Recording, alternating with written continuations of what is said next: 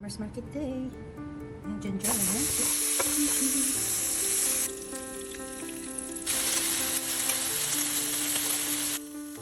Ang ating masarap na breakfast.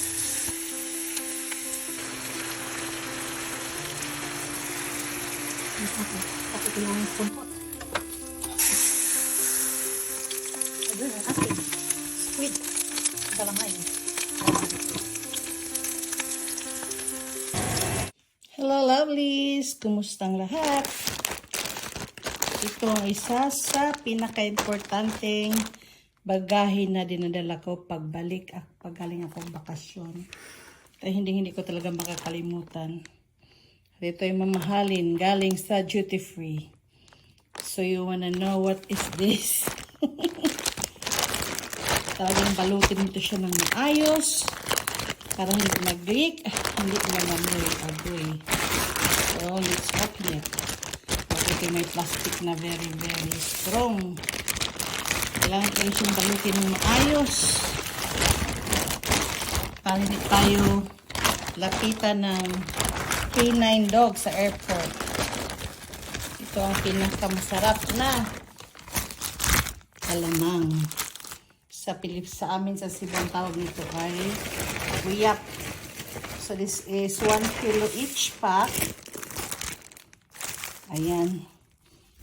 Dubli-dubli na itong pagbalot. So yan siya naka-cellophane. Tapos naka-ziplock para hindi talaga mag-leak ang kanyang amoy. Ayan, binalot ko dyan sa malaking plastic bag na yan.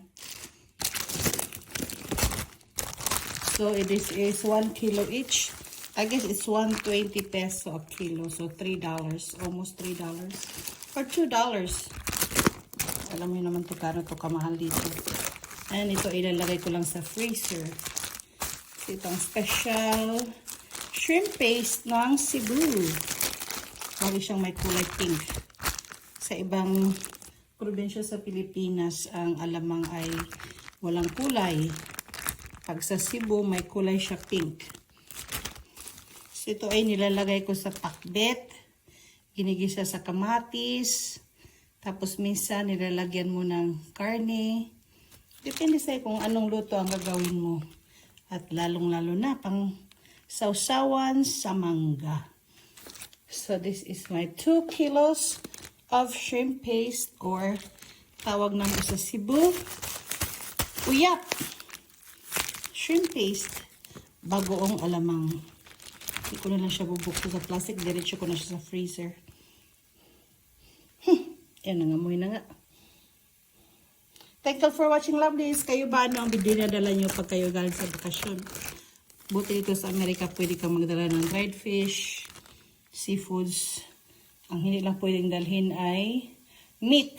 Gaya ng manok, chicken, beef, or any other meat. Pag seafoods, pwede lang. Pag ayusin mo lang ng balot. Walang restrictions. Okay, thank you for watching. Bye-bye.